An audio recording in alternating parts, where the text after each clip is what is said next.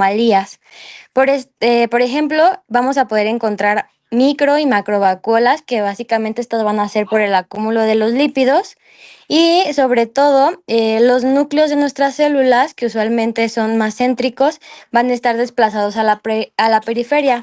Esto pues básicamente va a ser gracias a la distensión que hay pues en la célula gracias a todo el acúmulo de líquidos y pues a la existencia de micro y macrovacuolas.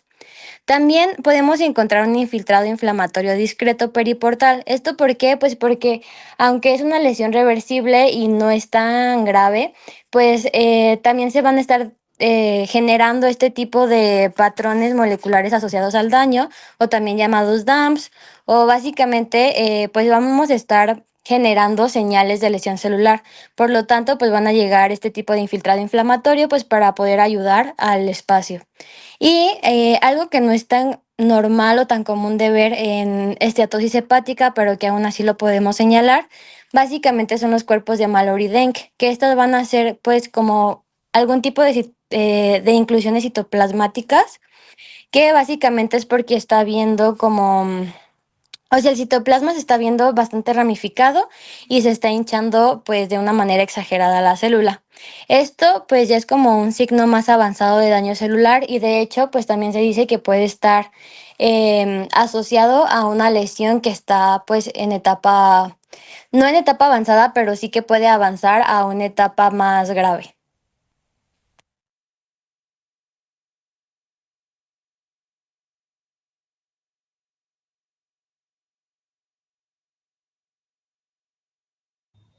Va. Con la siguiente laminilla tenemos la laminilla de tumefacción. Seguimos en el módulo de reversión, de lesión reversible. Entonces, pues, bueno, hablando un poquito sobre qué es la tumefacción, pues es una lesión producida por una falla energética celular, o sea, es en la bomba de sodio-potasio principalmente. Siguiente, porfis. Ok, dentro de las características que vamos a observar, estas se dan principalmente en los túbulos contorneados proximales, no vemos cambios significativos en el glomérulo. Dentro de las características que podemos señalar es un citoplasma sinófilo y turbio, las paredes van a estar engrosadas por esta acumulación de líquidos y vamos a poder observar un deshilachamiento celular como el que se muestra en la parte inferior. Estas características, pues, ¿por qué ocurren? Básicamente es por hipoxia o algunos tóxicos que van a inhibir esta bomba de sodio-potasio. También, pues, como este sodio que entra a la célula va a arrastrar o atraer el agua y va a generar este edema, por eso tenemos las paredes engrosadas o este deshilachamiento celular. Y siguiente, creo que hay otra diapo de esa. Bien, también tenemos, como está este deshilachamiento celular y tenemos las paredes engrosadas, nos va a dar como consecuencia una luz disminuida y el citoplasma pues turbio. También como están bastante hinchadas estas células, se va a perder esta unión intracelular, pero o un borramiento del núcleo. Esto básicamente se da por, pues no es como que desaparezca el núcleo, solamente como está bastante hinchada o edematizada la célula, pues se va a perder o borrar. Pero pues no es que no esté, solo no se va a ver. Y listo.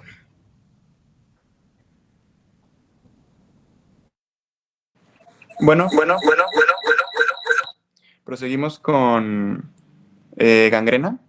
Y bueno, prácticamente es una de las primeras prácticas macro que vamos a revisar. Y bueno, es muy sencilla a mi parecer porque realmente lo único que nos piden aquí es que identifiquemos si es una gangrena seca o es una gangrena húmeda. Y bueno, si recuerdan cuando lo llevaron en su laboratorio, pues fue muy sencillo identificar cuál era cuál. Prácticamente porque pues la principal diferencia pues puede ser el color y prácticamente el proceso por el cual sucede cada tipo de gangrena. Recordemos que la gangrena es un patrón específico de necrosis. Entonces, necrosis no es lo mismo que la gangrena, ¿de acuerdo? Para identificarlas es muy sencillo. Como lo ven aquí en esta diapositiva, creo que son las características más significativas de cada una. Por su lado izquierdo tenemos la gangrena seca, donde lo que va a predominar va a ser ese color negruzco o ese color negro que nos delimita tal cuál es la zona que está pues muerta. Entonces, Esa va a ser otra característica, que los márgenes son muy bien delimitados. También el aspecto que va a tener va a ser como acartonado. Esto pues prácticamente porque ya no tiene irrigación, que va a ser la principal causa. Casi por falta de irrigación o por isquemia es que sucede este tipo de gangrena, ¿ok? Y el tipo de necrosis que podemos encontrar en este tipo de gangrena pues es una necrosis coagulativa, ya que es una necrosis en la cual hay falta de riego sanguíneo, o es decir, hay isquemia. Por su lado derecho tenemos la gangrena húmeda, que esta pues, es más relacionada como a bacterias o a infecciones, y se les pone el ejemplo clásico en el laboratorio de verlo como con una infección de pie diabético, ¿de acuerdo? Una úlcera que no ha sanado y que se infecta por bacterias anaerobias, y estas mismas bacterias provocan que la infección se vaya produciendo más y más y más y la úlcera no cierra, dándonos esta gangrena húmeda, donde las características pues, va a ser tanto el tejido friable y supurante, es decir, está saliendo mucho pus. Por su parte contraria, los márgenes están muy mal delimitados, es decir, no sabemos hasta dónde llega. También va a tener un mal olor, va a ser muy característico anaerobios, y pues prácticamente el color va a ser amarillo, prácticamente como si fuera una pus. Eso va a ser las principales diferencias entre ambas. Entonces, para reafirmar, primero, en la seca, pues el color negruzco, que es lo principal, el aspecto acartonado y los márgenes bien delimitados. La húmeda mal delimitados, mal olor y el tejido friable y supurante. ¿De acuerdo? Algo que cabe recalcar o que quiero mencionarles es de que si tienen alguna duda, levanten su mano y cuando acabemos de explicarles la minilla o cuando veamos la oportunidad, les contestamos, ¿va? Para no estar preguntando al final de cada diapositiva si tienen dudas. ¿De acuerdo? Seguimos con la siguiente. La siguiente es apendicitis, y bueno, creo que aquí hay algo muy importante que quiero que tengan en cuenta, o algo que yo les recomiendo para su examen de laminillas, es de que se basen en las patologías de las prácticas según el sitio donde suceden. ¿A qué me refiero con esto? La laminilla de apendicitis es una de las primeras laminillas que vemos que tenemos una lesión en el intestino, ya sea colon o intestino delgado. Entonces, el que nosotros identifiquemos el tejido como tejido intestinal nos va a ayudar a identificar rápidamente qué patologías podrían ser. Y es más fácil que nosotros identifiquemos, pues, mediante el órgano, qué patología es. Si se recuerdan, en el laboratorio vemos apendicitis, vemos colitis mediana, y si acaso el linfoma no Hodgkin, vemos que son patologías de intestino. El Burkitt, pues me refiero. Entonces, pues ahí ya reducimos nuestra búsqueda a solamente 3 laminillas. Y ahora vamos a ver qué características definen a la apendicitis para que la podamos identificar rápidamente. Prácticamente, la laminilla de apendicitis, vamos a ver el corte de un intestino delgado o grueso. Más que nada grueso. Si se fijan, alcanzamos a ver en la parte superior las glándulas mucinosas que corresponden al epitelio, y vamos viendo las capas, submucosa y muscular, que se miraría un poco más acá en la esquina. Pero las principales características que vamos a apreciar van a ser las que están escritas. Y si recuerdan, la apendicitis tiene un avance principalmente por fases. Recordemos que la primera fase es focal, la segunda es supurativa, gangrenosa y la cuarta ya es una perforada. En mi experiencia y según la presentación de las laminillas, la que casi siempre ponen es la supurativa, la fase 2. También puede ser la fase 1, sin embargo, casi todos los cortes de laminillas de apendicitis son fase 2. ¿Ok?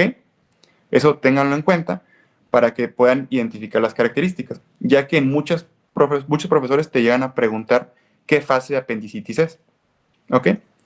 Entonces, empezando de arriba hacia abajo, lo primero son los detritos celulares en la luz apendicular. Los detritos son como restos celulares o basura que se va desprendiendo de las células de la mucosa y se van yendo hacia la luz intestinal. Eso va a ser muy característico de verlo. Quizá aquí se alcanza a ver muy poco, donde estamos señalando, pero todos esos detritos se podrían encontrar en toda esta parte de la luz donde estoy señalando. Entonces, se va a ver como restos de células donde no deberían de estar. Otra cosa muy importante es que como es un proceso de inflamación aguda, vamos a encontrar un infiltrado inflamatorio. Aquí es muy importante que especifiquen de qué tipo de infiltrado es. En este caso, como es agudo, va a ser a expensas de polimorfonucleares o de neutrófilos, que es lo mismo. ¿Ok? ¿Y cómo van a llegar estos neutrófilos a la apéndice? Muy sencillo. Van a empezar a llegar a partir de los vasos sanguíneos, los cuales van a estar dilatados y congestionados. Aquí hay algo muy importante que tenemos que entender para diferenciar la tipo 1 de la tipo 2. La tipo 1 realmente nomás nos dicen que hay detritos celulares, de que el edema puede estar presente en las células y de que los neutrófilos están marginados. Cuando están marginados se refiere a que solamente están en los vasos sanguíneos, aún no se han ido a todas las capas. Eso sucede en la tipo 2, ¿ok? En la supurativa, en la fase 2. En la fase 2 ya vamos a encontrar infiltrado inflamatorio en todas las capas del apéndice, es decir, hasta la serosa, hasta la muscular, y los vasos congestionados, lo cual nos va a hablar de que el proceso ya está abarcando toda la pared intestinal. Eso antes de que suceda la gangrenosa, ¿de acuerdo? Otra forma o otra característica va a ser la capa de fibrina, la cual se empieza a formar debido a que hay mucha migración de sangre, trae fibrinógeno, el fibrinógeno se convierte en fibrina y esa fibrina pues empieza a endurecer la apéndice. En este corte que vemos, yo creo que es uno de los más característicos que vemos de apendicitis, nos podemos dar cuenta que también es apéndice por ese nódulo grandote que se ve aquí en medio. Corresponde a un nódulo linfático, un nódulo linfático. ¿Por qué? Porque recordemos que una de las principales causas en niños es la hiperplasia linfoide. Entonces, el ver esta imagen pues nos puede ayudar a diferenciar que nos habla de apéndice específicamente. Es tejido intestinal, pero con un nódulo linfático. Y bueno, esta otra imagen, nomás para que la vean como en 40, pues está muy complicado identificar qué es apéndice así de primera. Esto va a ser más que se lo aprendan de vista. Pero aquí podemos ver las características que les menciono. Los vasos dilatados y congestionados, las capas de fibrina y el infiltrado inflamatorio que se encuentra ya en todas las capas. Aquí ya sería una capa abajo de la muscular, es en serosa o muscular, y arriba veremos la submucosa. Entonces, si se fijan, ya está abarcando todas las capas. También entraría como fase 2, ¿va? Seguimos con colitis.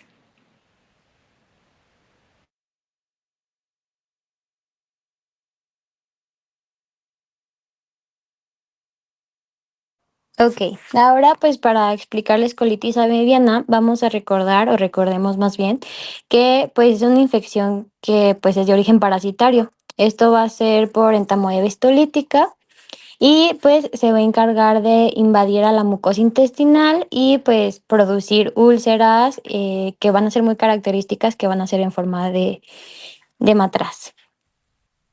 ¿Le puedes dar a la siguiente, por favor? Ok. Como ya lo dije, pues la principal lesión es la úlcera en forma de matraz. Esto es pues básicamente porque se hace una destrucción que abarca a la submucosa. ¿Por qué a la submucosa en específico? Porque es un tejido más laxo y sobre todo porque está más vascularizado. Si recordamos, entamoeba histolítica es un parásito que básicamente se encarga de hacer eritrofagocitosis, entonces pues se va a alimentar prácticamente de pues eritrocitos. Y pues como es la capa más vascularizada, pues no va a tener ni siquiera la necesidad de invadir cualquier otra capa, pues porque pues aquí está recibiendo todos los nutrientes necesarios.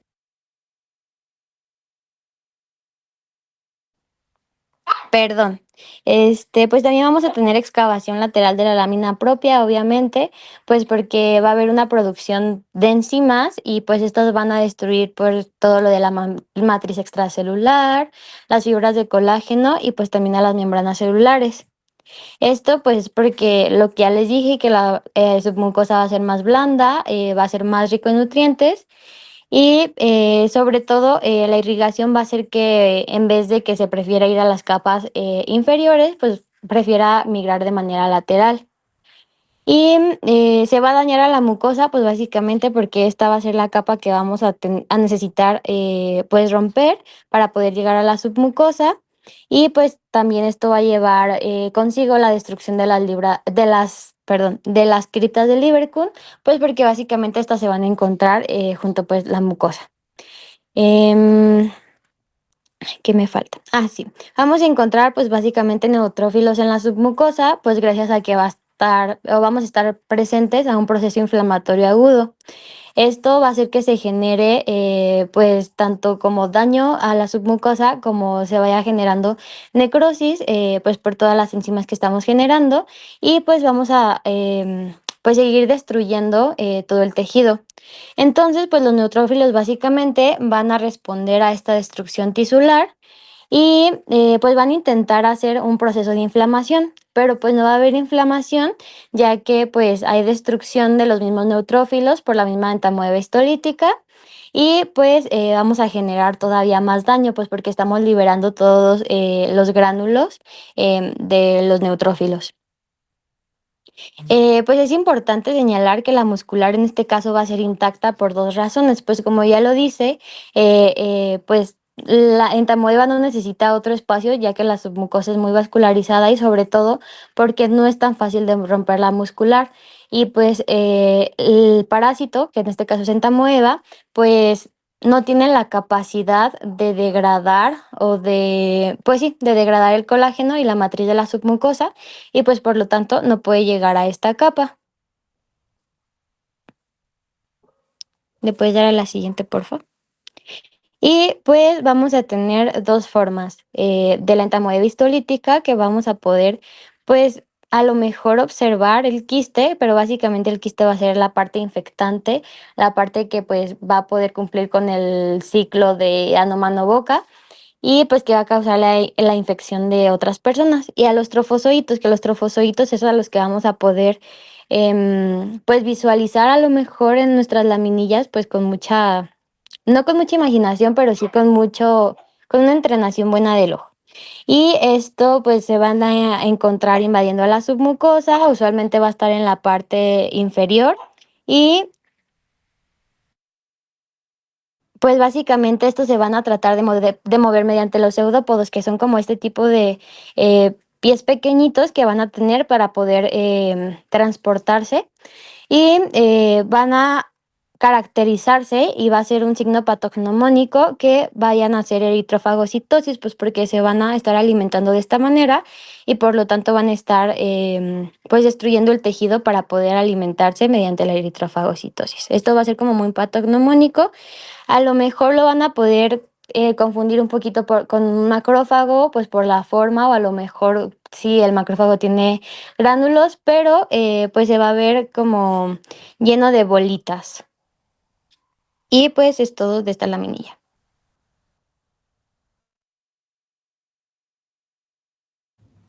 Va, hablando sobre neumonía, ya estamos hablando de una inflamación aguda del parénquima pulmonar con exudado intraalveolar. Entonces, siguiente, porfis. Pues hablándoles un poquito de neumonía, recordemos que tenemos 4 fases, que es la de congestión, la hepatización roja, hepatización gris y resolución.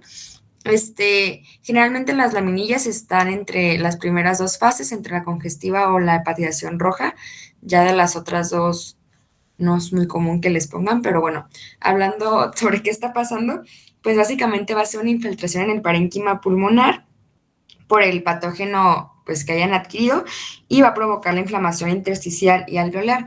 Entonces, las características que vamos a ver van a ser un abundante exudado con neutrófilos en espacios alveolares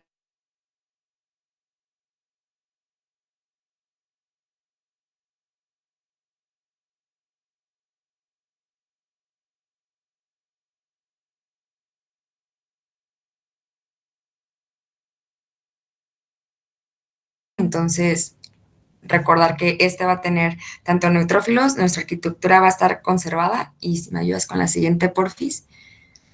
Ya como más característicos, en una hepatización roja recordemos que como lo más característico es que estos eritrocitos van a estar extravasados, eso significa que pues no van a estar en los vasitos y como pueden ver en las imágenes pues ya están en el centro, ya no nada más están en los capilares, hasta podemos llegar a observar algunas zonas de hemorragia.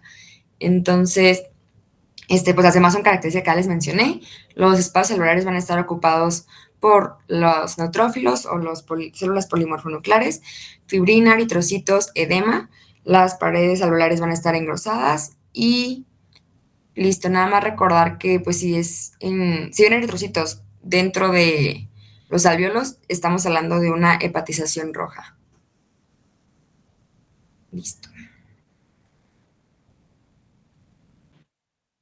Bueno, seguimos con actinomicosis. Y bueno, es otra patología que lo personal considero muy fácil de identificar debido a que es una de las que vamos a ver que está en piel. Es una de las principales patologías de las prácticas de laboratorio que vemos en piel. ¿Dónde específicamente? En dermis profunda. Recordemos que nuestra piel se divide en epidermis, dermis e hipodermis, y ya es como grasa tal cual. Esto lo vamos a encontrar en la dermis, específicamente en dermis profunda, ¿de acuerdo? Y bueno, prácticamente esto es lo que vamos a ver, una lesión muy característica. ¿Qué es lo que sucede? Recordemos que sucede por actinomisis y es una bacteria que se encuentra comúnmente en la microbiota normal de nuestro cuerpo. Sin embargo, mediante una inoculación traumática, una cirugía o algo así, se llega a inocular y pues empieza a producir infección. Este tipo de infección va a ser infección crónica. Es por eso que vamos a estar viendo tejido de granulación. Cuando nos hablen de tejido de granulación, siempre vamos a estar hablando tanto de fibrosis, nuevos vasos sanguíneos e incluso pues, los monocitos o las células de la inflamación crónica. ¿De acuerdo? Pero prácticamente esto es lo que vamos a ver.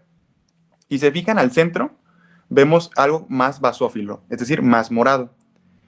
Esta lesión se caracteriza porque al centro se ven la colonia de bacterias, las cuales se empiezan a agrupar y se le denomina el gránulo de azufre. Tal cual, el gránulo de azufre o ese nombre se le da por la apariencia que da macroscópicamente, que es como color amarillo al momento que supura hacia afuera. Ese es el nombre que se le da. Sin embargo, pues aquí no tiene nada del color azufre o nada del color amarillo para que se le llame así. Pero esto nos hace referencia a la colonia de bacterias que está agrupada, provocando la lesión. Y lo que vamos a ir encontrando va a ser el absceso de forma periférica, es decir, se va a ir abriendo las lesiones. La otra cosa que complementa es el fenómeno de Splendor-Hoplin, es decir, la parte que rodea, la parte eosinófila que rodea la parte morada, es decir, la parte eosinófila que rodea la parte basófila. ¿Esto qué es? Inmunológicamente, patológicamente, como lo quieran llamar, prácticamente son inmunoglobulinas, o mejor dicho, anticuerpos, que se están uniendo a antígenos de las bacterias y prácticamente lo rodean, lo cual le llaman como una corona radiada. Esto es el fenómeno de Splendor-Hoplin, lo que rodea. Y si se fijan alrededor, vemos el tejido de granulación, prácticamente conforma el microabsceso. Entonces, si le llegan a mencionar algunas características principales de actinomicosis, gránulo de azufre, fenómeno de Splendor-Hoplin, tejido de granulación, que pueden incluir todo lo de angiogénesis, infiltrado inflamatorio a expensas de monocitos, en este caso, porque es inflamación crónica, y ya pueden agregar todo lo demás, de que endermis profunda, y si acaso, pues, bueno, creo que es todo, son muy poquitas características, sin embargo, creo que con esas tres es más que suficiente. El gránulo de azufre, fenómeno de Splendor-Hoplin y tejido de granulación. Y el infiltrado inflamatorio, expensas de monocitos. Ahora hablando pues de tuberculosis, esta parte es la parte microscópica porque recordemos que en el lab también tenemos macro de tuberculosis, pero la veremos un poquito más adelante. Si recordamos, pues la tuberculosis básicamente es una enfermedad infecciosa que va a estar producida por Mycobacterium tuberculosis. Esta principalmente se va a transmitir mediante la vía aérea y va a producir específicamente una respuesta granulomatosa con un tipo de necrosis gaseosa a nivel pulmonar, aunque también puede tener afectaciones extrapulmonares. Siguiente, por favor. Y pues bueno, primero lo más representativo de tuberculosis, o que vamos a poder ver en tuberculosis, son los granulomas. Esto, básicamente los granulomas se hace por una activación excesiva de los macrófagos. Y pues como la tuberculosis no es un microorganismo que podamos fagocitar pues básicamente en vez de destruirlo, lo va a intentar como contener en un espacio y por lo tanto vamos a tener la presencia de granulomas que van a estar alrededor, pues sí, del microorganismo. Algo importante de señalar es que la tuberculosis no se ve de una manera tan fácil con tinción de hematoxilina y eosina, si no se usa una tinción especializada que se llama Sil-Nielsen, que es la que les puse del lado derecho en el recuadro de arriba, que pues aquí sí podemos teñir al microorganismo. Y vamos a tener un infiltrado inflamatorio crónico. Como ya lo dije, no vamos a poder eliminar de una manera permanente a nuestro microorganismo, por lo tanto, hay un infiltrado inflamatorio crónico, pues porque el proceso lleva bastante tiempo. Entonces vamos a tener vamos a reclutar a linfocitos T, vamos a reclutar a macrófagos y a células plasmáticas. Y vamos a tener dentro del granuloma la necrosis gaseosa, que básicamente, pues el centro del granuloma va a ser una combinación de detritus celulares que pues están intentando fagocitar a los microorganismos y va a tener también pues estos lípidos de las bacterias. Entonces, pues la combinación de estas dos cosas, como ya las células pues ya básicamente están en forma de detritus, y se están secretando pues muchos lípidos por parte de las bacterias, se va a poder hacer pues sí, esta necrosis gaseosa que va a tener como este aspecto aquecito. Siguiente. Ok.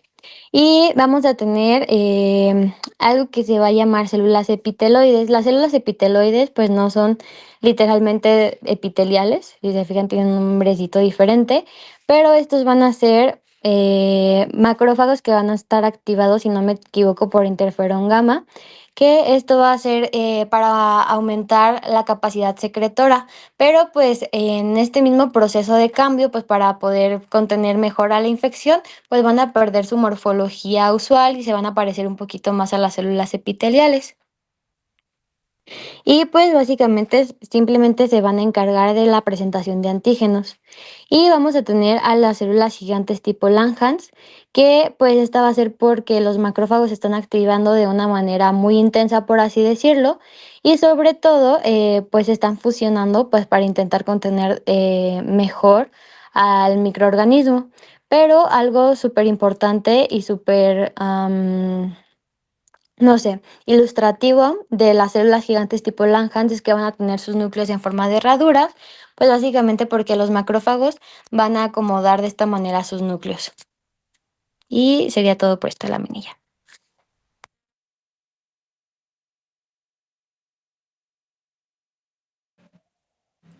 Listo.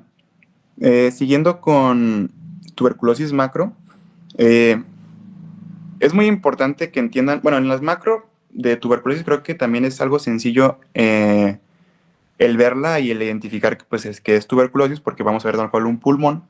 Sin embargo, lo que sí es importante que se aprendan o que intenten diferenciar son los diversos conceptos que se tienen de acuerdo a las lesiones que se van presentando en el pulmón.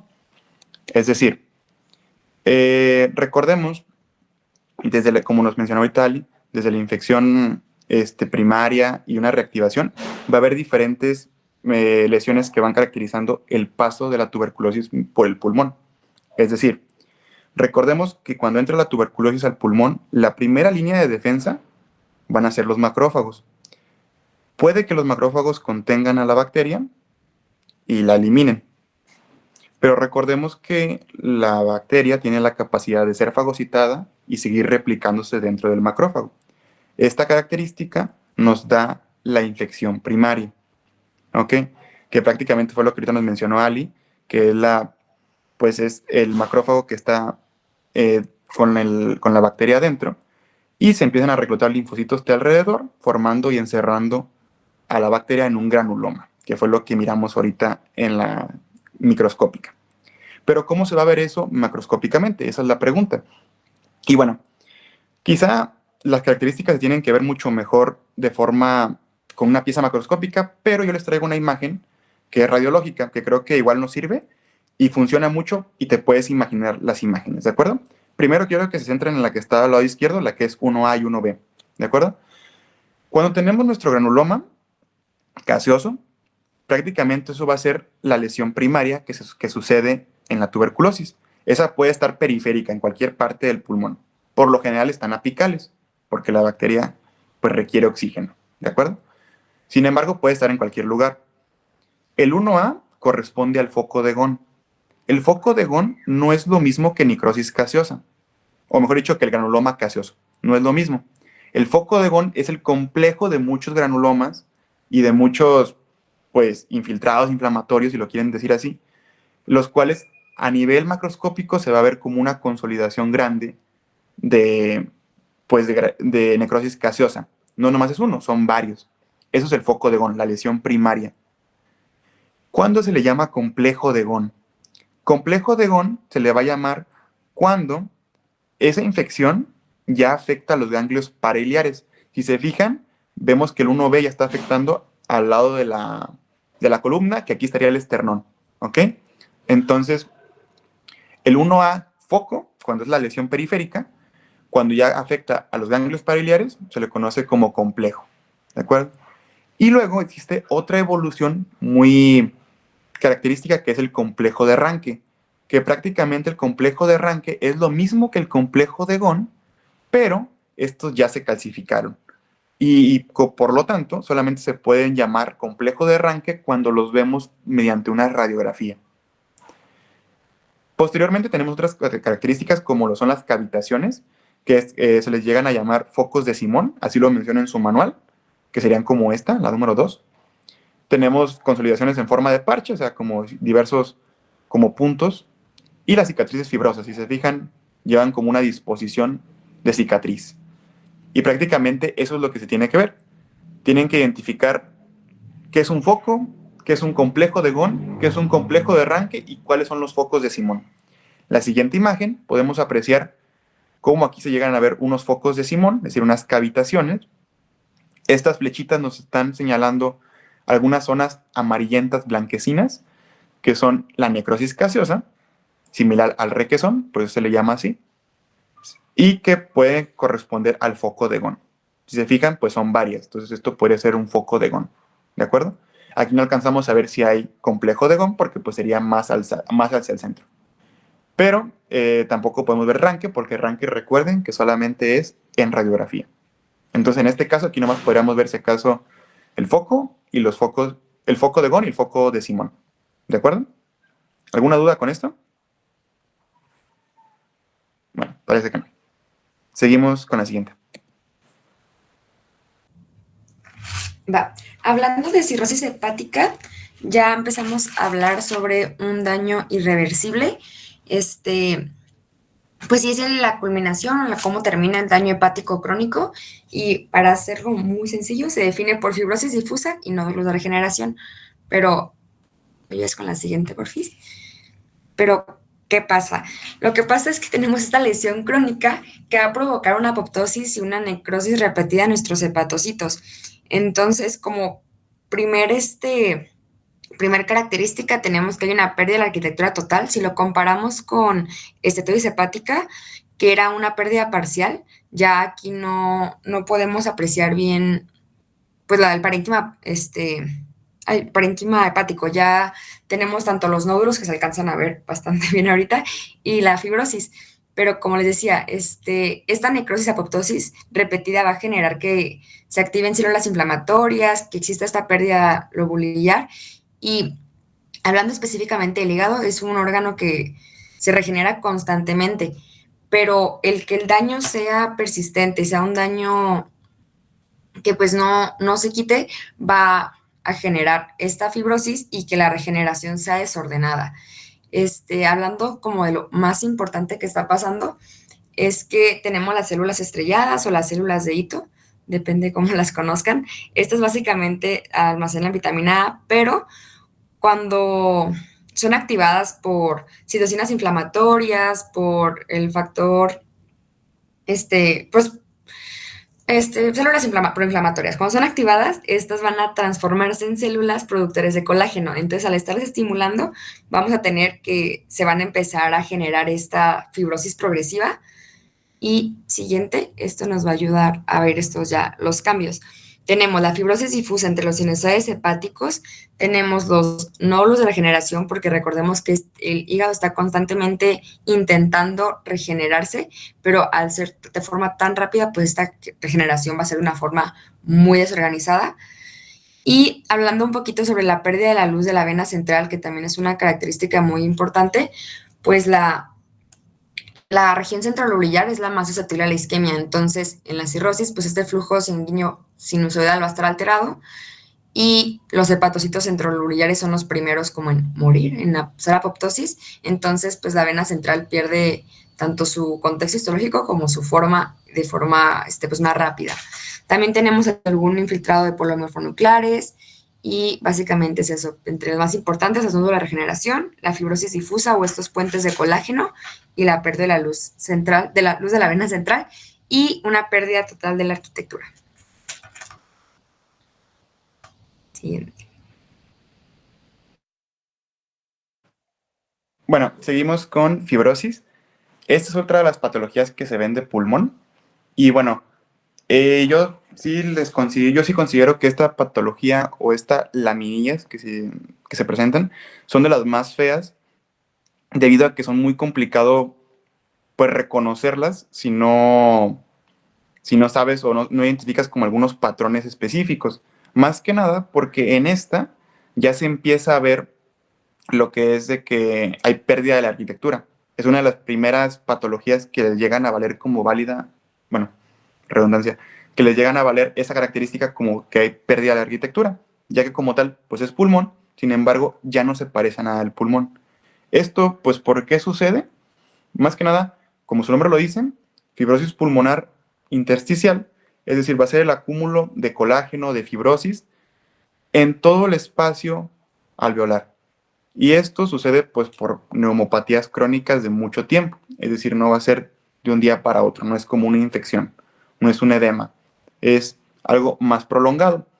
Entonces, como también pertenece hasta el módulo de reparación y cicatrización como la cirrosis, pues prácticamente tanto el daño que sufre el pulmón intenta repararse formando colágeno, siendo un tejido pues estructural, porque ayuda a seguir formando el tejido, pero no es funcional. Entonces esto se ve reflejado en muchos problemas tanto hemodinámicos del paciente como respiratorios. Entonces, ¿qué es lo que vamos a empezar a ver? Vamos a ver patrones relacionados con la fibrosis. Es decir, si se fijan, en la laminilla vemos puras cosas relacionadas con fibrosis avanzada, un foco fibroblástico, fibrosis inicial y zonas delimitadas por zonas normales y fibróticas. Hay un patrón muy característico, no sé si está por aquí, creo que no. Pero prácticamente es este que se alcanza a ver aquí, donde dice zona parénquima pulmonar normal. Se ve normal porque hay aire, por lo general en estos espacios no habría aire, pero algo muy característico va a ser el espacio en bulas. ¿Qué es una bula? Es parecido a un enfisema o zonas de atrapamiento aéreo. Es decir, como hay fibrosis, las paredes se empiezan a engrosar, se empiezan a reventar y se unen con otros espacios alveolares, formando espacios alveolares más grandes, los cuales se llenan de aire y por tanto son más grandes y se alcanzan a ver parecido a lo que se ve en esta laminilla, es decir, unos espacios muy amplios. Son zonas de enfisema o bulas, que como tal son zonas de atrapamiento aéreo. Y quizá en esta laminilla no se alcanza a apreciar mucho, pero un patrón muy característico de la fibrosis pulmonar intersticial es el de panal de abeja. Es decir, tendríamos que ver un patrón hexagonal, como lo es un panal de abeja, sin embargo aquí pues obviamente no se ve con la misma figura, pero ese es el patrón que le llegan a mencionar. Abajo menciona patrón en dona o patrón en ventana, también es válido. Sin embargo, el más común es patrón en panal de abeja. Entonces aquí lo que más vamos a ver va a ser eso. También vamos a ver lo que les mencionaba del foco fibroblástico, que va a ser un acúmulo o como un nódulo de mucha fibrosis en un mismo espacio. Se va a empezar a formar como una bola de fibrosis. A eso se les conocen como nódulos fibroblásticos o focos, prácticamente. Los tabiques o los septos alveolares van a estar un poco engrosados y también va a haber zonas donde va a haber hemorragia. Y se fijan, aquí vamos a ver la fibrosis extensa que está sucediendo en el tejido pulmonar y ya no parecen nada de pulmón. Y también vamos a ver cómo el epitelio cilíndrico ciliado del pulmón se empieza a perder conforme avanza la fibrosis. Y se fijan aquí arriba, podemos ver lo que les mencionaba del panal, una panalización microscópica, es decir, empieza a formarse como espacios muy repetitivos, alveolares, los cuales están rodeados de fibrosis. No sé si les quedó duda con esta. Esta realmente sí es una de las más complicadas de diferenciar, ya que si les ponen una imagen pues parecida como a esta de aquí de arriba, pues sí es muy complicado darse cuenta que es un pulmón, como lo que les había mencionado al principio. Entonces, sí es complicado aprenderse esta laminilla por vista. Quizá las características sean muy sencillas, sin embargo, el identificarlas es lo complicado. Entonces, aquí sí entraría la característica que dicen siempre de que si no sabes qué es, probablemente sea una fibrosis pulmonar. ¿De acuerdo? Si ustedes ven espacios alveolares así grandes, ven mucho, probablemente sea fibrosis pulmonar. ¿De acuerdo? Seguimos con edema. El edema pulmonar es una de las patologías más sencillas del pulmón de identificarlas porque a diferencia de la fibrosis, en este sí se alcanza a ver el parénquima pulmonar normal. Es decir, lo único que va a cambiar es que vamos a tener líquido dentro. Eso va a ser la característica principal. ¿Ok? Vamos a ver justamente esto. Y se fijan en esta imagen, yo creo que es muy característica de edema, porque si se fijan, aquí alcanzamos a ver todas las células que conforman los espacios alveolares. ¿Ok? Sin embargo, en los espacios alveolares tenemos líquido. Este líquido como rosado o eosinófilo, que corresponde al trasudado. En un edema pulmonar se define como el acúmulo de líquido en el espacio intersticial. Puede ser trasudado o exudado. Para fines de esta práctica vemos un trasudado, porque la práctica está basada en hablar de insuficiencia cardíaca izquierda, es decir, un problema hemodinámico. ¿Qué es lo que sucede? Si nuestro corazón no tiene la capacidad de bombear sangre, se va a empezar a acumular de ese lado y de forma retrógrada se va a empezar a ir al pulmón, dándonos esta característica que se ve aquí en la imagen. Entonces, primera característica, el trasudado intraalveolar. Tienen que especificar qué es dentro de los alveolos para que se las pongan bien. Luego, el parénquima va a estar respetado. Este como tal no es una característica, pero es algo para que ustedes lo identifiquen. Los septos alveolares se van a empezar a engrosar. Esto va a ser algo por el acúmulo de líquidos. Los vasos van a estar congestivos y va a haber extravasación de eritrocitos. Esto pues por el mismo flujo de sangre hacia afuera, es decir, en forma retrógrada. Entonces, van a ser las principales características. También podemos encontrar zonas de enfisema, que es lo mismo que les mencionaba anteriormente. Por la misma presión del líquido, los septos alveolares se pueden empezar a reventar y combinarse con otros espacios alveolares y hacerse espacios más grandes, dándonos espacio a las zonas de enfisema o zonas de atrapamiento aéreo. Aquí otra imagen, importantísima. Repasamos los vasos congestivos, los capilares congestivos, trasudado intraalveolar y algo muy característico que corresponde a esta práctica, por lo cual digo que es de insuficiencia cardíaca. Es decir, las células de la insuficiencia cardíaca o los hemosiderófagos, que prácticamente son estas células de color que se pintan de color café por la hemosiderina que tienen, que es prácticamente una degradación de la hemoglobina. Pero estas células las vamos a ver presentes en el pulmón, en el edema pulmonar, específicamente en esta práctica. Si fuera por otra causa el edema pulmonar, no miraríamos hemosiderófagos, en este caso sí los vemos, porque es por insuficiencia cardíaca. Entonces, si les repaso las características, trasudado intraalveolar, septos engrosados, capilares congestivos y los gránulos de hemosiderina o hemosiderófagos. ¿Va? Ok, ahora vamos a ver la laminilla de trombosis y pues recordando que la trombosis va a ser una formación patológica de pues básicamente de un coágulo dentro del sistema vascular.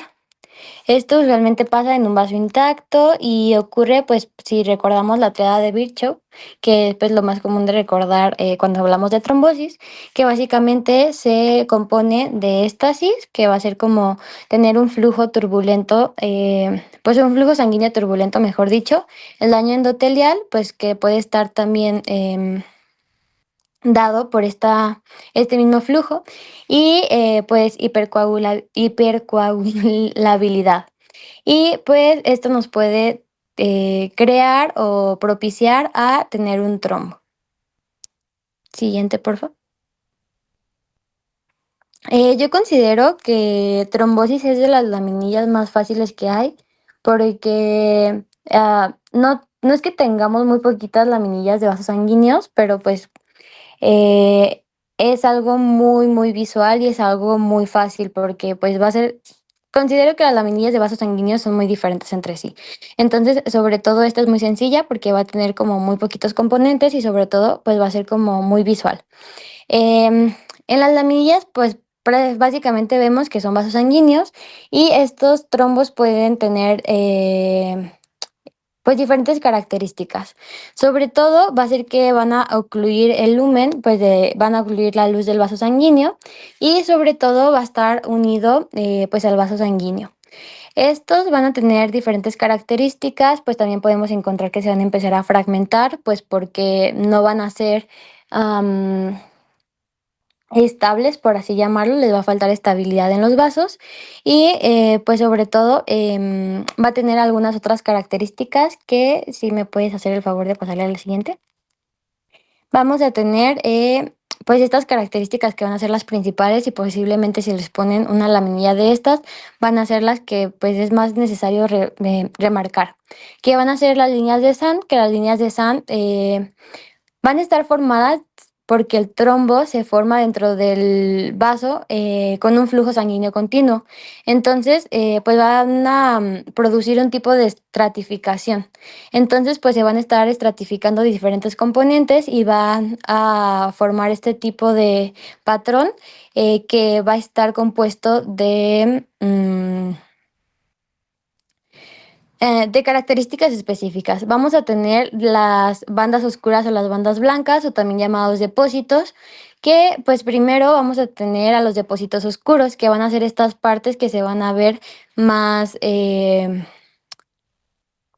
pues podemos decir más remarcadas dentro de la laminilla, que estas van a estar compuestas de eritrocitos atrapados. Esto pues va a ser exactamente porque estamos frente a la éstasis y pues se van a ir atrapando los eritrocitos conforme va el flujo sanguíneo. Y vamos a tener a las bandas blancas, que estas van a estar formadas principalmente por plaquetas y por fibrina, y esto nos va a representar una mayor activación plaquetaria.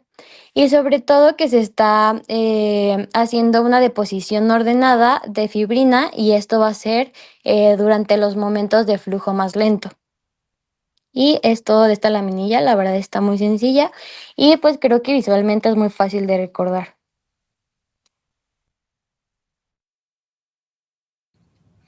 Va.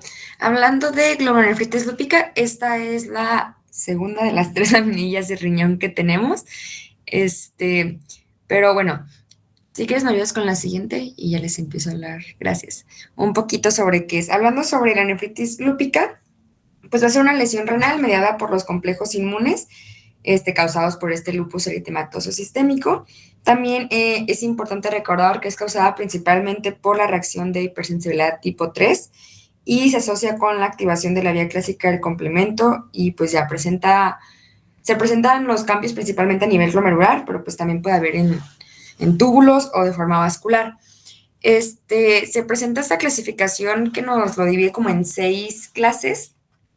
Generalmente sus laminillas van a estar entre la clase número 3 y la clase número 4, ya que en las primeras 2 clases el cambio no se logra ver pues bajo microscopía óptica, eso es más bajo inmunofluorescencia, entonces pues no.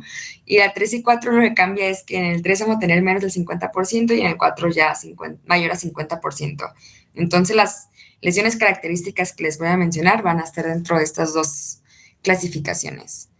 ¿Me ayudas con la siguiente, porfis? Listo. Primero, hablando con los depósitos, la primera que tenemos de inmunofluorescencia es los que le mencionaba de la 1 y 2. Entonces, pues en esas pues no hay que enfocarnos tanto. Ahora sí, hablando sobre lo que son las asas de alambre, que es una de las primeras características, o las de wire loop, pues son un engrosamiento de las paredes capilares y se debe pues a los depósitos subendoteliales de IgG o de las del complemento. También otra de las más características son las semilunas en la cápsula de Bowman. Esto principalmente ocurre porque hay una ruptura de la membrana basal glomerular por esta inflamación severa que existe, y esta ruptura va a permitir que proteínas como la fibrina entren en este espacio de Bowman y pues proliferen, y esto hace que se engrose y se haga esta característica de semiluna. Pues también otra de las características es que hay un engrosamiento de la membrana basal. Sin embargo, esta pues no se puede ver en microscopía óptica. La puede mencionar como característica, sin embargo, pues esto se ve más en otra tipo, pues sí, como de tinción, pongámosla así. Entonces, pues este engrosamiento es el que nos da que se dé la ruptura y que tengamos las lesiones de semiluna en la cápsula de Bowman. También importantísimo, tenemos la hipercelularidad mesangial, y pues esta puede tener tanto células inflamatorias como neutrófilos, linfocitos, entre otros. Siguiente, porfis.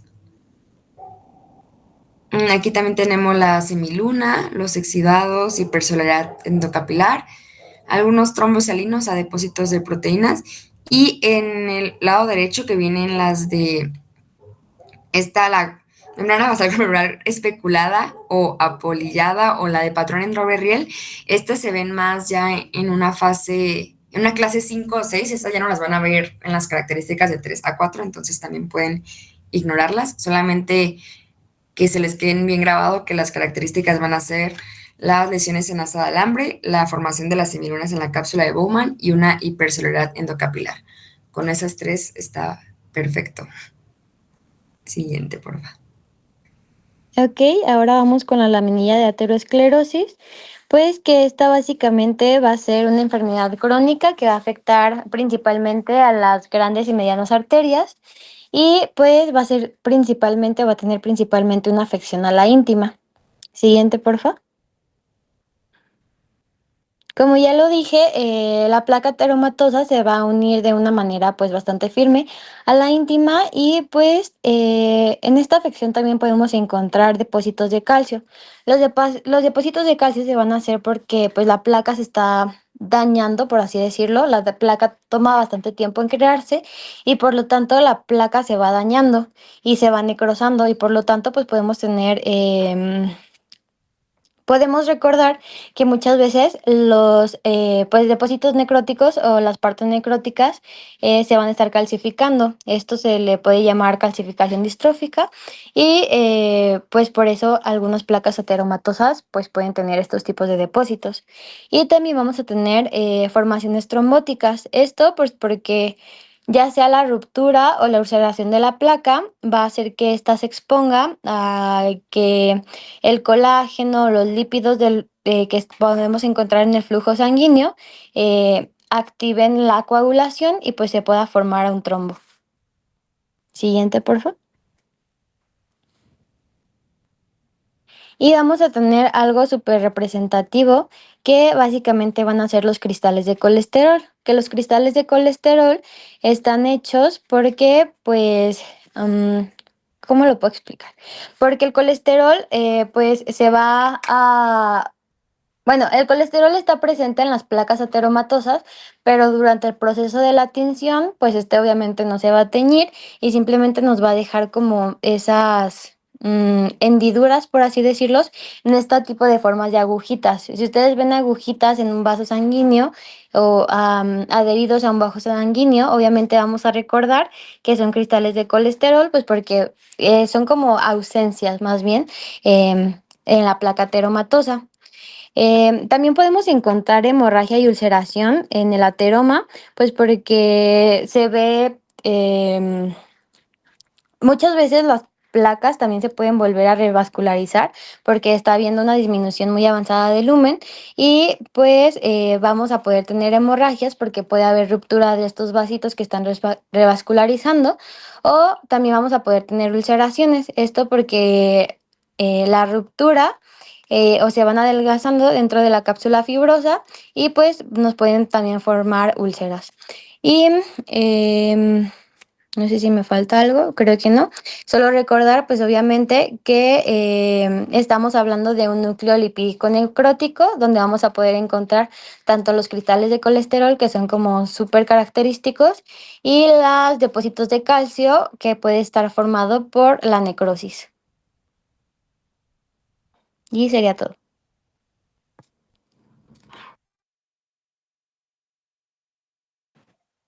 Bueno, seguimos con infarto agudo al miocardio. Esta pues es la única patología que vemos de corazón, entonces realmente no es complicada, sino, pero aquí sí les traigo muchas características que se pueden señalar. Sin embargo, les voy a mencionar cuáles son las principales y por qué. Cuando nos explican el infarto agudo al miocardio, lo primero que nos explican es cómo va el avance del daño al corazón conforme al tiempo que va sucediendo. Es decir, el tiempo que sucedió del infarto. Nos explican que después de 4 a 12 horas sucede esto, después a un día tal esto, después de tantas semanas sucede otra cosa. Pero eso es importante porque a partir de ahí vamos a poder clasificar nuestro infarto en antiguo o reciente. Y es importante que identifiquemos qué características corresponden a un infarto reciente y un infarto antiguo. Lo primero que sucede, o lo que nos mencionan en el manual, en el Robbins o en cualquier otro sitio de información, es que aproximadamente desde las 4 a las 12 horas de cuando sucede el infarto, se empiezan a presentar cambios. Y los primeros que se van a presentar van a ser necrosis coagulativa, hemorragia intracelular, que como tal, pues sí se puede ver, pero no es específico que lo vayamos a ver en esta laminilla como la que tenemos en la diapositiva. ¿Qué es lo que vamos o qué es lo que va a ir pasando? Conforme pasa un día a 3 días, empieza a haber problemas o daño en los núcleos. Los núcleos empiezan a ser picnóticos, es decir, se empiezan a encoger para después perderse. Cuando las células pierden su núcleo, adquieren un nombre característico que son las células fantasma. Las células fantasma es una característica del infarto reciente, como lo vemos de este lado. ¿Ok? Sigue avanzando y después, cuando ya pasan alrededor de más de 8 semanas, se va a convertir en un infarto antiguo. Pero, ¿qué tiene que suceder para que se convierta?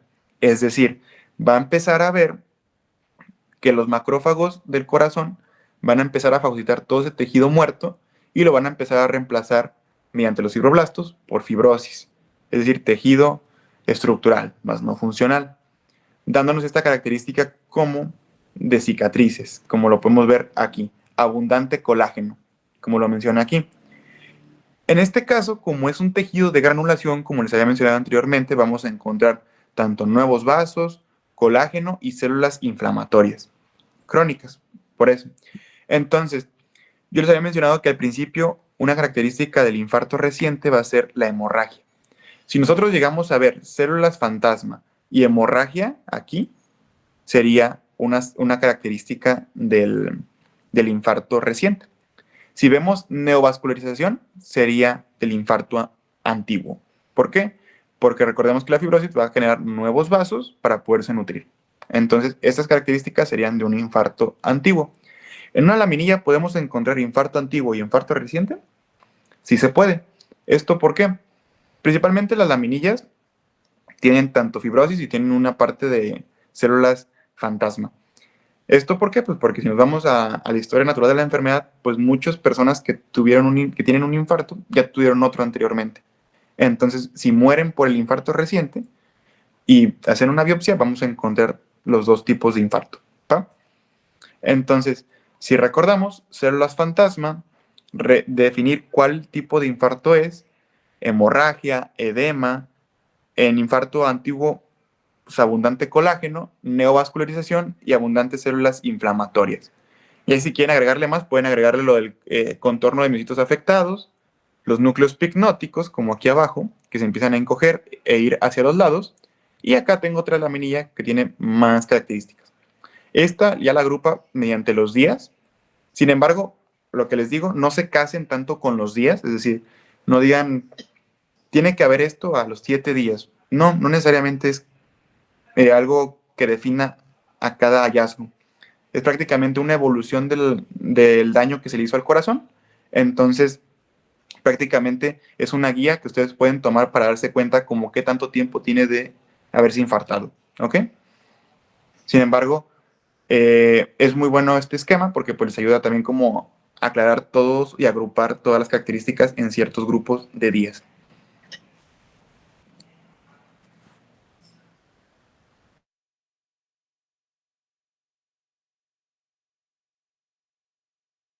Ahora vamos con una otra pieza macro, pues básicamente este es aneurisma aterosclerótico, que pues esto va a ser o se va a definir como una dilatación pues permanente y sobre todo que va a estar localizado en una arteria de gran calibre. Esto va a ser típicamente en la aorta o en alguna de las ramas de la aorta y esto va a estar pues causada por una degradación de la media vascular.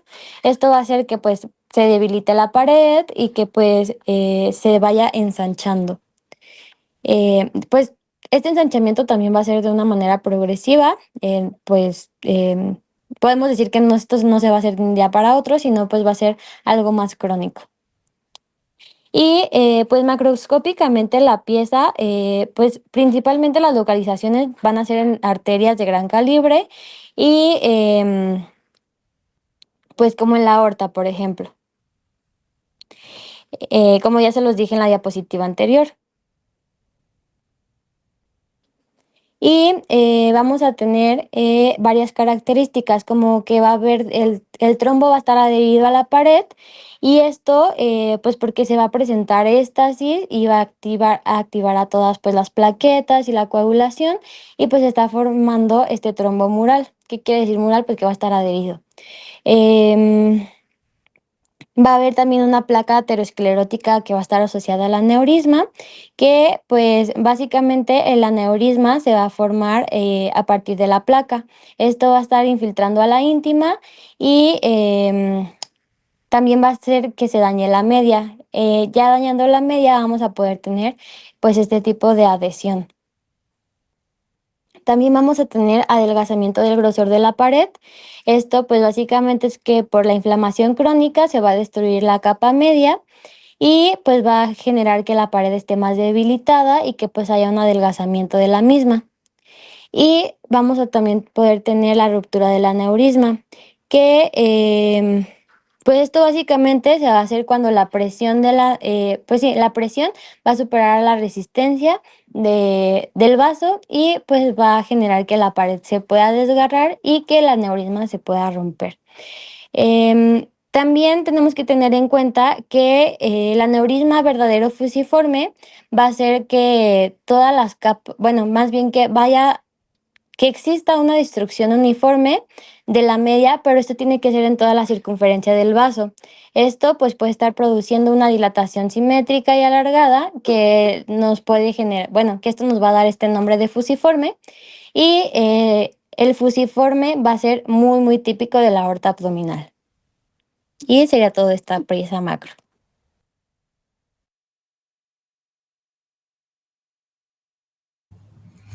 Ok, y hablando de glomerulosclerosis diabética, ya es la última de riñón que tenemos. Siguiente, porfis, para irles explicando. Muy bien. También aquí tenemos una clasificación. Básicamente, este es un daño crónico inducido por una hiperglucemia persistente. Aquí las características pues, patológicas que vamos a ver son más frecuentes, o las vamos a empezar a ver desde la clase 3 hasta la 4. La 1 y 2 pues no tienen nada relevante en las laminillas. Siguiente, porfis. Dentro de las características que vamos a ver, las principales, o el principal para mí, es los nódulos de Kimmerer-Wilson. ¿Esto por qué pasa? Estas son lesiones nodulares bien definidas, pues nódulos redondeados que se forman dentro del mesangio glomerular. Estos están compuestos por colágenos, proteínas, seronectina, entre otras.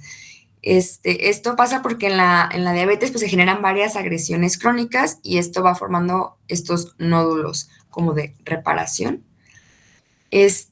También tenemos una expansión de mesangial. Esta ocurre por la activación de las células mesangiales que producen un exceso de matriz extracelular inducida por esta hiperglucemia y pues va a aumentar la presión intraglomerular y esto va a hacer que se atrapen las proteínas plasmáticas y que exista esta expansión mesangial. También tenemos la hialinosis arteriolar, que esto pues básicamente ocurre porque hay una fuga de proteínas debido al daño endotelial por esta hiperglicemia y se acumulan y ahí se quedan, que es casi lo mismo que pasa con los gorros hialinos, que se forman porque las proteínas plasmáticas se filtran a través de estos capilares granulares que ya están dañados, se depositan sobre las asas capilares como este material eosinófilo, o sea, es un poco más rosita, y hialino. Siguiente, porfa. Esto ya son cambios a nivel tubular, que tenemos expansión intersticial, los túbulos atróficos, también se ven, las membranas tubulares se ven como arrugadas o como espiculadas, por así decirlo. Tenemos otra vez los cilindros hialinos y como otro hallazgo tenemos las células de Armani-Epstein, que esas están a nivel tubular y básicamente es por acumulación de glucógeno en los túbulos renales. Y también tenemos la lámina elástica interna engrosada, pero pues esto volvemos, o sea, son cambios más tubulares. Siguiente. Bueno, con eso terminamos casi todas. Ahora empezamos ya con las puras que son de neoplasias. Y se empieza primero con esta. Cuando en general es de neoplasias, lo que se quiere ver en la práctica es que ustedes aprendan a identificar cuál neoplasia es benigna y cuál es maligna. ¿De acuerdo? Por tanto, tenemos estas características que definen a una neoplasia benigna de una maligna. Las principales, si las queremos revisar así rápido, pues son el crecimiento lento contra rápido, el hecho de que no tenga invasión la benigna y la maligna sí tenga, que los bordes estén bien circunscritos en la benigna y regulares en la maligna, y prácticamente el hecho de que pues, algunos pueden estar encapsulados, otros no, y el hecho de la necrosis, la ulceración y demás. Si quieren, tomen la captura, pero porque les puede ayudar como a identificar las características. Esto más que nada para que veamos las siguientes imágenes e identifiquemos qué tipo es, si es benigna o maligna. La verdad, no sé cómo sean sus profesores, sus doctores, en cuanto a si les preguntan este tipo de práctica, porque hay algunos que te llegan a preguntar qué tumor estamos viendo. Es decir, no nomás que me digas si es benigno o maligno, sino que me digas cuál es. Entonces, ahí sí es algo muy complicado porque probablemente los tumores son muy... Hay algunos que sí están muy cantados porque alcanza a identificar el órgano, pero hay otros que tal cual es la pura biopsia del puro órgano tiene el tumor. Entonces no sabes ni identificar qué órgano es, mucho menos pues qué tumor. Entonces, eso es complicado, pero en dado caso de que no se los pidan así, va a ser muy sencillo porque nomás es saber si es benigno o maligno, ¿ok? Otra forma de identificarlo rápido es, por lo general los benignos no sangran, los malignos sí tienen mucho sangrado. Y vamos a ver algunas imágenes, ¿va? No sé si, a mí me gustaría que pusieran en el chat si creen que es benigna o maligna. Esta. No me digan qué es nomás, ¿es benigna o maligna? Si pudieran escribir. Y si no, pues no pasa nada. Benigna. ¿Quién más? Muy bien. Claramente, esa es una benigna. Si se pueden dar cuenta, pues está encapsulada y realmente, pues esta sí se ve como una benigna de cajón. Si quieren saber qué es, pues es un fibroadenoma de tiroides, prácticamente. Pero pues como les digo, o sea, ¿cómo sé que es un fibroadenoma de tiroides? Porque a mí me lo dijeron, no porque lo esté viendo y sepa qué es, ¿de acuerdo? Eso es lo complicado. Pero sí, si vemos, pues está encapsulado, bien circunscrito, no tiene hemorragia y no se ve y se ve que el crecimiento, pues es lento. Podría ser lento, ¿va? Después tenemos primero la imagen A, donde está un útero. ¿Creen que esas lesiones son benignas o malignas?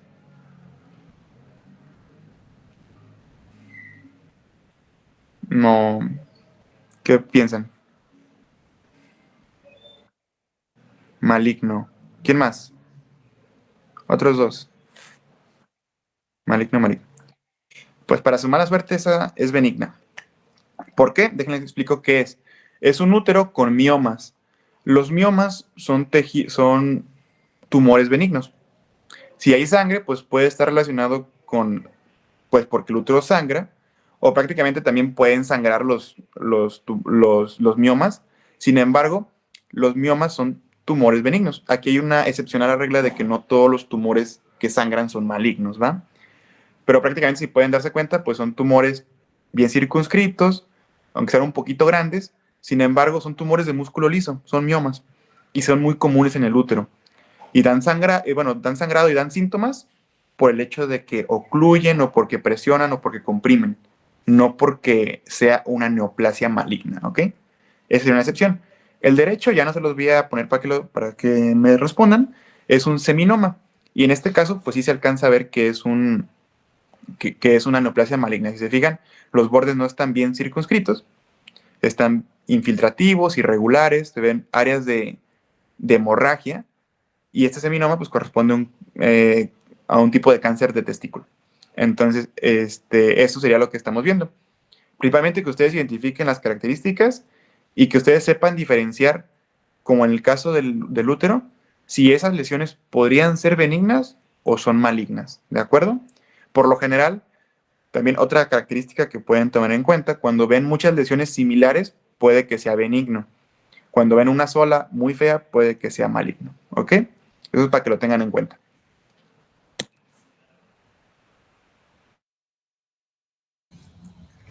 Va, empezando con las laminillas de neoplasias, tenemos el de cáncer cérvico-uterino y pues tenemos tanto in situ como invasor. Entonces, empezando con el in situ, ese también se conoce como carcinoma. Ah, bueno, sí está bien, gracias. Recordando que cuando hablamos de, como para ponerles prefijos a nuestras neoplasias, cuando los vamos a nombrar, si estamos hablando de células epiteliales, se le va a llamar carcinoma. Entonces, este daño ocurre principalmente pues en células epiteliales, entonces el carcinoma cervicouterino. Este, este ocurre principalmente por BPH, hablando sobre los serotipos de alto riesgo, que recordemos que son el 16 y el 18. Esto porque ocurre principalmente en la unión escamoscolumnar del cuello uterino, ya que es una zona bastante vulnerable a las infecciones por BPH, por lo tanto son pues más susceptibles a una proliferación anómala celular. Ya hablando sobre esas clasificaciones tenemos bastantitas, pero básicamente nos dicen lo mismo. Hablando de la clasificación de NIC o neoplasia intraepitelial cervical, básicamente nos está hablando del nivel de afectación. El NIC 1 nada más el tercio inferior, el NIC 2 ya nos abarca este tercio medio y el NIC 3 pues ya abarca todo el espesor, dejando muy en claro que el in situ estamos hablando que no está rebasando nuestra membrana basal y esta va a ser nuestra principal característica en estas laminillas y pues lo principal que lo distingue del carcinoma cervicuterino invasor. Siguiente, porfis. Dentro de las características que vamos a empezar a ver en los epiteliales se van a repetir bastante y en general en las neoplasias que vamos a tener, que son estas mitosis atípicas, estos núcleos hipercromáticos, una pérdida de la relación núcleo-citoplasma, entre otros. Pero hablando específicamente del cáncer, adelante. Oh, bueno, creo que fue por error. Si no, igual por chat o lo puedes decir. Bueno, hablando, para la principal característica que vamos a tener es que va a respetar esta membrana basal y además todas las demás características de neoplasias, pero pues súper importante que pongan esta característica de respeto a la membrana basal. Y siguiente, porfis. Otra de las características que podemos poner diferentes es la presencia de coilocitos, que no sé si bien, sí, una típica coilocítica, que básicamente está en nuestro núcleo y tenemos un halo alrededor, pues transparente. Y las demás características, volvemos a lo mismo, son bastante ya comunes en neoplasias, que son una pérdida de la polaridad, una pérdida de relación de núcleo-citoplasma, mitosis atípicas, entre otros. Entonces, pues sí, quédense que la más importante es que se respete la membrana basal y podemos agregar los coilocitos y las demás características. Listo. Y seguimos con invasor, que prácticamente la característica principal que les dijo Fern, que era que no rebasa la membrana basal, aquí es la que se va a romper. Es decir, esa es la principal característica, que el invasor sí rebasa la membrana basal. Cuando se habla de cáncer, es muy fácil llenar características cuando les piden en laminillas, porque prácticamente pueden poner la característica principal del cáncer que estamos viendo y después pueden poner todas las características referentes a las células. Es decir, primero, no sé, la hipercromasia nuclear, la pérdida de relación núcleo-citoplasma, el hecho de que pierdan la polaridad y cosas así. O sea, todas las características celulares del núcleo y de la célula las pueden poner como características de cáncer y son válidas. Eso casi en todos los cánceres que son epiteliales, ¿va? En este caso, algo importante o la principal cosa va a ser que sí rebasa la membrana basal, como llegan a ver en algunos casos, si se fijan, está introduciéndose, y va a haber la presencia de perlas córneas. Las perlas córneas son, son prácticamente queratina formada por las células escamosas del cérvix. ¿A qué nos referimos con esto? Según qué tan diferenciadas estén las células neoplásicas igual a las del cérvix, es decir, qué tan escamosas sean las neoplásicas, va a ser el grado de perlas córneas que nos van a estar haciendo. En este caso sí las podemos llegar a ver. Hay algunos cánceres de cérvix en los cuales no los vamos a ver, ¿okay? Pero es muy común verlas y es característico, debido a que estas perlas córneas, que son tal cual como si fuera pues queratina enredada, va a ser característica porque el escamo celular o la neoplasia escamosa es la más común del cáncer de cervix. Entonces, esto va a ser muy característico. Acá otra para que lo podamos ver. Primero, que arrebasa la membrana basal, las perlas córneas, y otra cosa característica del carcinoma invasor de cervix va a ser que forman como nidos de células tumorales, o también le llegan a llamar como, no me acuerdo cómo era la palabra, pero algo con J. Pero bueno, son nidos tal cual, que se van formando de células neoplásicas como tal. Acá hay otros nidos, la perla córnea aquí al centro, y podemos meter todas las características que les mencionaba. Mitosis atípicas, que aquí hay fibrosis, que la hipercromasia de las células, pérdida de la relación núcleo-citoplasma y demás. Todas las de que pérdida la polaridad y pues todas las que se les ocurran referente a cáncer. Pero prácticamente esas son las principales. Ahora tenemos la laminilla de pólipo. El pólipo adenomatoso no es una neoplasia maligna, sino es un predecesor o un precursor, mejor dicho, del cáncer colorectal.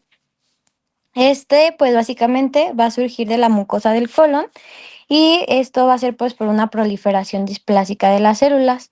Lo principal que podemos hacer aquí es la clasificación según la morfología, que pues vamos a tener por una parte dos tipos, que son los pediculados y los sésiles. Los pediculados yo los asocio más a que se ven como tipo arbolitos, y los sésiles se ven como más arbustos. Los pediculados sobre todo van a tener un tallo fibrovascular, y pues los sésiles pues van a estar como más aplanaditos, se van a parecer arbustitos, y pues van a estar no más pequeños, pero sí más cercanos a la mucosa. Y también los podemos clasificar de tres maneras, que es tubular, que básicamente esto se va a ver como unas pequeñas formación de túbulos o de, pues sí, de glándulas como súper circulares en medio del pólipo. Van a tener como esa forma circular que podemos ver en la imagen de abajo, y pues van a estar más desordenados, por así decirlo. Y el velloso, que pues los vellosos van a ser como más grandes y usualmente son sésiles, y van a estar cubiertos pues por vellosidades finas. Estos van a tener como prolongaciones hacia la luz, por así decirlo, de la mucosa, y se van a ver como más alargados. Y vamos a tener a los vellosos, que en este caso simplemente va a ser una combinación entre los dos patrones que vimos con anterioridad. Siguiente, por favor. Y pues bueno, podemos tener el adenoma tubular, que pues como ya lo dije, va a ser pues básicamente la formación de glándulas, sí, en forma de túbulos. Como pues lo podemos ver en toda la imagen, que parecen como pequeños circulitos alrededor de todo el adenoma. Esto pues usualmente van a ser pediculados, o sea, va a tener un tallo fibrovascular, perdón, por el crecimiento que va a ser más exofítico y sobre todo se va a ver como más ordenadito, por así decirlo. Pues vamos a poder encontrar que van a estar inmersos en la lámina propia y que sobre todo vamos a poder también aquí encontrar todas las características de displasia, que van a ser, por ejemplo, el cambio en la tinción del citoplasma, pues porque vamos a tener un citoplasma mucho más claro, o más bien mucho más denso, y pues vamos a tener la hipercromasia, que es lo mismo que el citoplasma se tiña de más denso, el alargamiento y la estratificación de los núcleos, porque pues está viendo una... están viendo mitosis de manera muy rápidas y nucleolos grandes, pues también pues porque está habiendo una gran cantidad de mitosis en un tiempo muy corto. Y también vamos a poder encontrar una menor cantidad de las células de Glovet. Las células de Glovet pues van a ser las células que van a ser como más secretoras, pero como está habiendo una diferenciación muy rápida de las células, pues no se van a alcanzar a formar de una manera y pues van a bloquear esta capacidad pues sí, como de esta capacidad secretora. Siguiente, por favor.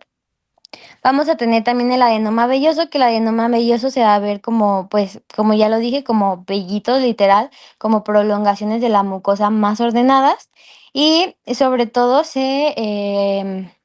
clasifica o se caracteriza, mejor dicho, por tener una apariencia de coliflor o cerebroide. Y pues esto básicamente porque a veces los adenomas vellosos pueden crecer a tal punto de que pues se puedan poner como uno encima del otro y pues se vea de esta manera. También vamos a ver glándulas elongadas cubiertas de epitelio displásico, como está viendo pues sí, unas mitosis muy rápidas, las células van a empezar a tener características de displasia y sobre todo estos pues recordamos que van a surgir de la mucosa.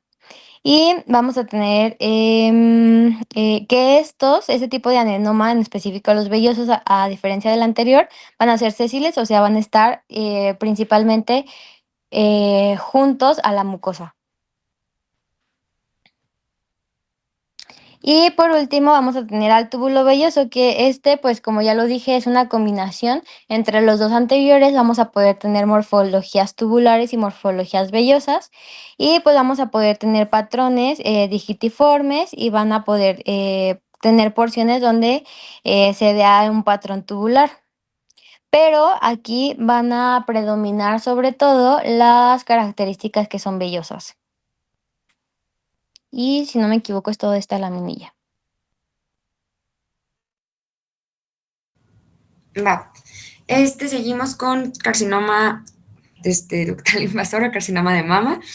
Tenemos varias clasificaciones que principalmente sin in situ, en invasores. Nosotros nos vamos a enfocar en los invasores, principalmente en el carcinoma ductal invasor. Entonces las características serán de ese. Dentro de las características que vamos a encontrar, en ese tenemos características, pues, valga la redundancia, más características, no tanto de las neoplasias de pérdida de relación microcitoplasma, entre otras. Entre estas, las importantes vamos a tener que hay estos nidos celulares ductales del estroma, tenemos estos cordones de células neoplásicas.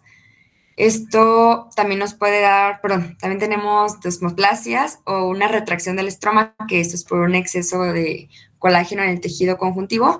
Hay una pérdida de la arquitectura, ya que esto no es nada parecido a un corte histológico de mama.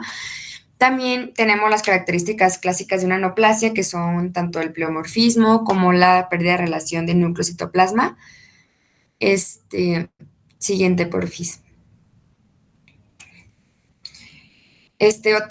Entre las características también tenemos tanto los nidos como los cordones, la retracción del estroma y la desmosplasia, que ocurre principalmente porque estas células tumorales pues van a producir pues varios factores de crecimiento, principalmente factor de crecimiento transformante beta, y pues lo que hace es que activa los fibroblastos y genera esta desmoplasia o proliferación, vaya.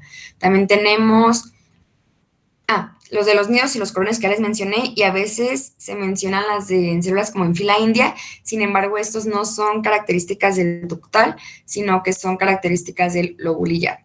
Sí pueden coexistir los dos, sin embargo, pues vámonos más con las características. Vamos a referirnos como a nidos celulares o los cordones celulares.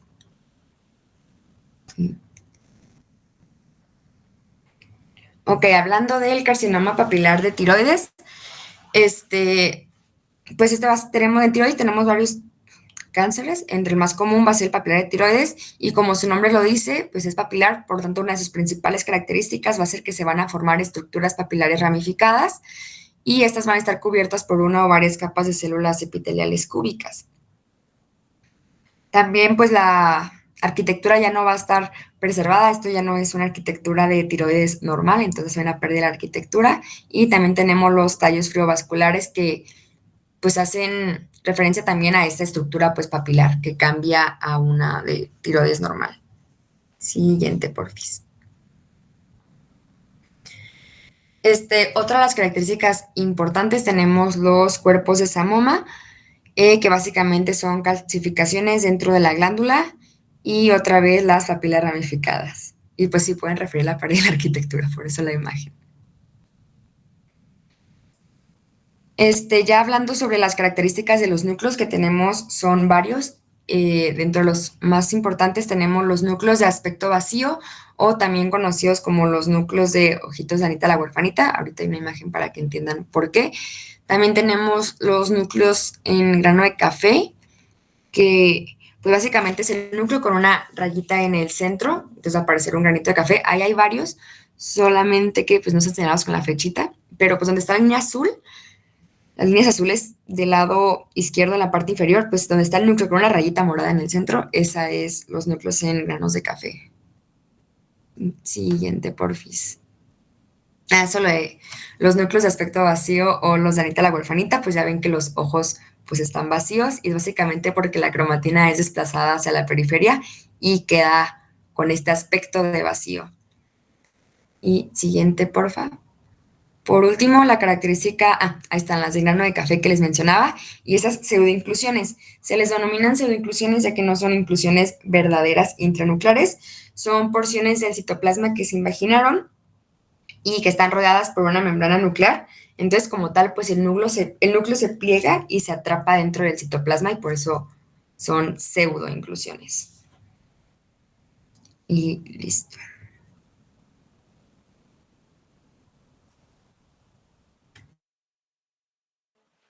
Seguimos con carcinoma vasocelular. En este caso es otra patología que vamos a ver en piel, entonces pues va a ser muy sencillo identificarla porque vamos a tener un corte de piel con estas estructuras que estamos viendo en la imagen. Esta diapositiva prácticamente resume los tipos de carcinoma celular que hay: nodular, superficial, micronodular, el morfeiforme y otros más que hay. Sin embargo, el micronodular y el nodular pues son muy similares, nomás pues tienen que ver con el tamaño de los nódulos que se están formando. En este caso, el que más vamos a ver va a ser el nodular, ¿ok? En este caso, la afección va a estar en la dermis, nuevamente, como ya les he mencionado en otras patologías. Y esto es lo que vamos a ver. Déjenme ir explicándoles una por una. Prácticamente, lo que se ve es de que estos acúmulos de células que están así formando formas parecidas a un trébol, prácticamente son células basales del epitelio que se van invaginando y van formando estos nidos. Y prácticamente lo que sucede es de que se forman esos nidos y alrededor las células basaloides quedan en forma de empalizada, tipo como esta imagen de acá abajo, o sea, como si fuera una cerca, o pues como tal, empalizada, o sea, si fueran como una valla, tal cual. Y si se fijan, tienen esa disposición y tienen una forma muy simétrica junto con todo el contorno del trébol o del nido que se está formando. Prácticamente esas son las dos características principales: las células basaloides en forma de empalizada y los núcleos en forma de trébol o nidos en forma de trébol. Esto es muy importante porque pues quizá con eso lo podemos identificar, pero nos faltan más características para completar si nos piden 3 o si nos piden 5. Ya podíamos entrar todas las características otra vez de neoplasia. núcleos prominentes, la hipercromacia y pérdida de la polaridad, relación núcleo-citoplasma y demás. ¿De acuerdo? Entonces, son como las características principales. Algo más, pues nomás que es una patología que sucede por el sol, entonces por eso es que lo vamos a ver en la piel, prácticamente. Entonces, eso es lo principal.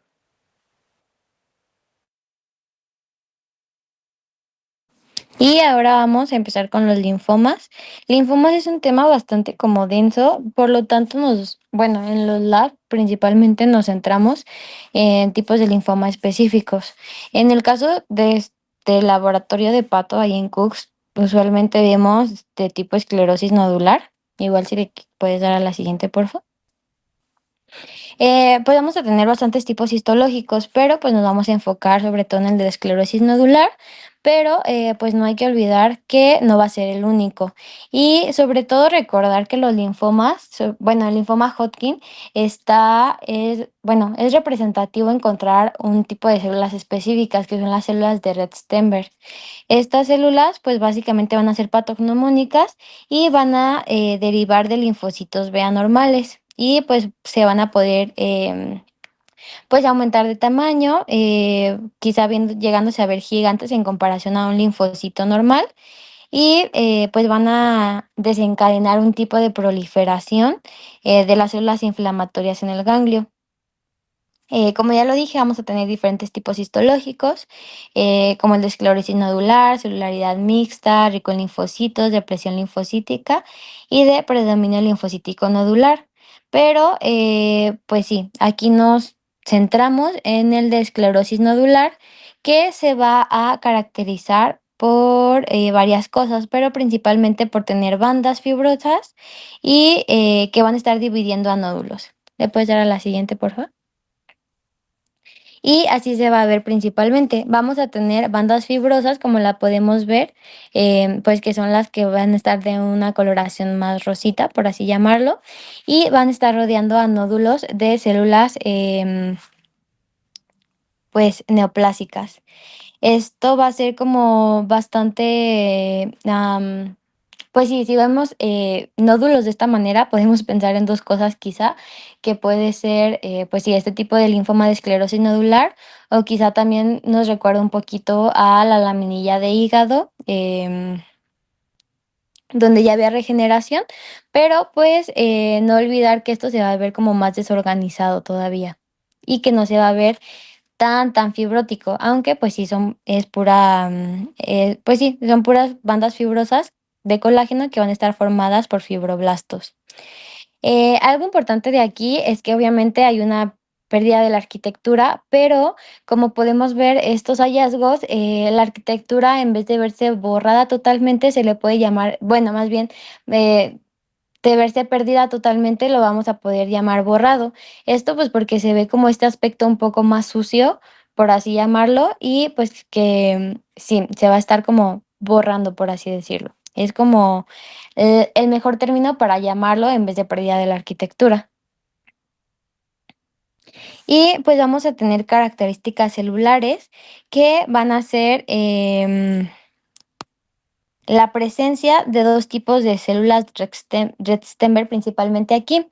Las lacunares que vamos a poder, pues sí, tienen un solo núcleo, pero van a poder tener este núcleo lobulillado o que también se les llama en forma de flor, si no me equivoco, y el citoplasma se va a retraer. Esto va a crear que tenga como un aspecto vacío y pues alrededor del núcleo y que se vea como, pues sí, que está en medio de una lagunita. Y la de los ojos de búho, también llamado clásica, que es cuando vamos a tener una célula binucleada o multinucleada, que pues va a ser la otra tipo de célula que puede estar presente en esta laminilla.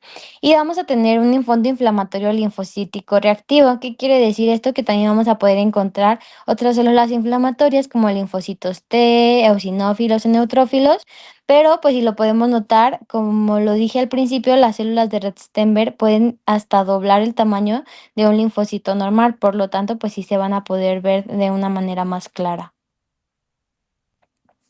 Y aquí en la imagen, pues también podíamos ver una banda fibrosa que pues puede estar separando a este tipo de nódulos. Pero pues ya es todo de esta laminilla, la verdad está sencilla en cuanto a los otros tipos de linfoma que existen y pues sobre todo porque tenemos a las células de Rett-Steinberg.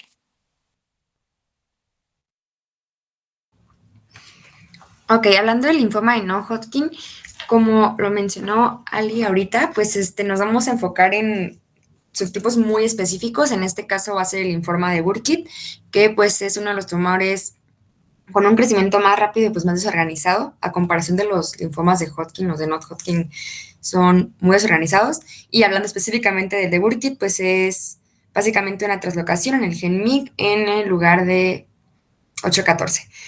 Pero bueno, hablando sobre dónde vamos a encontrar las características, como mencionó Samuela al principio, uno de los sitios va a ser este intestino, que pues además de apendicitis es otra de las que vamos a poder encontrar en tracto digestivo. Entonces va a ser como dos lugares principales, médula ósea e intestino, y la mayoría de las laminillas están en intestino, nada más como tip. Pero hablando de las características, la más importante o pues más característica es el aspecto de cielo estrellado. Este va a ser característico, va a estar hecho por el fondo de linfocitos B monomórficos como nuestro cielo, nuestro fondo, y las estrellas de este cielo estrellado van a ser estos macrófagos reactivos con cuerpos tingibles, que pues, son macrófagos que van a estar fagocitando estos restos apoptóticos y crean, pues es los que les serían las, por así decirlo, las estrellas de nuestro cielo estrellado. Entonces sería el fondo de linfocitos monomórficos y estos macrófagos reactivos. También, pues, dentro de otras podemos encontrar los eritrocitos y si me ayudas con la siguiente, porfis. Estos, pues, linfocitos van a tener el, pues, núcleo muy redondo con cromatina densa, varios nucleolos, como lo pueden ver aquí, la cromatina, pues, granular, los núcleos lisos, mitosis atípicas y, pues, sí, lo mismo, los macrófagos reactivos con los cuerpos tingibles. Entonces, como resumiendo las características que van a poner, es el patrón de cielo estrellado sí o sí, estos linfocitos B monomórficos y los macrófagos reactivos o cuerpos tangibles.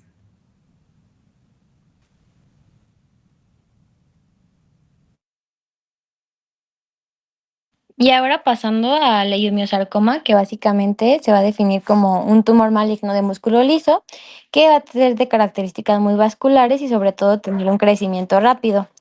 En este caso, pues creo que el leiomiosarcoma es la laminilla principal con la que podemos entrar a neoplasias, ya que aquí básicamente se va a tratar de distinguir a las características celulares. En este caso vamos a poder encontrar pues células normales todavía de músculo liso y de hecho en muchas laminillas se aparece así. Pero pues también va a haber una parte donde ya va a estar pues las células musculares pues con características de anaplasia. ¿Qué quiere decir esto? En esta laminilla sí o sí es importante señalar las características de anaplasia, como que va a haber núcleos pleomórficos, que vamos a poder encontrar más la cromatina en sal y pimienta, y sobre todo podemos encontrar también células en proceso de mitosis. La siguiente, porfa. Y pues vamos a poder encontrar núcleos en forma de cigarro, que esto es una característica de anaplasia, sobre todo en músculo liso, pues porque está habiendo una alteración en la forma de los núcleos. También podemos encontrar pues todas las características de anaplasia, como que hay una pérdida de, de la relación del núcleo citoplasma. Y pues todas las características de anaplasia que pudimos llegar a ver en clase, pues porque básicamente siento que esta laminilla es más de señalar ahí sí o sí todas las características. La siguiente, porfa. Aunque también vamos a poder encontrar en toda, pues por ejemplo, si vemos una laminilla en por 10, vamos a poder encontrar zonas de hemorragia, pues porque hay una neoformación también de vasos o también más bien el tumor crea nuevos vasos para seguir nutriéndose y pues estos como son anómalos tienden a ser muy frágiles y pues se van a poder llegar a romper de una manera muy fácil. Y también vamos a poder encontrar zonas de necrosis, pues porque el tumor crece tan rápido que va a recuperar todo el aporte sanguíneo que se está dando y pues las zonas sin oxígenos pues se van a tender a necrosar. Y sería todo esta laminilla, la verdad está muy sencilla.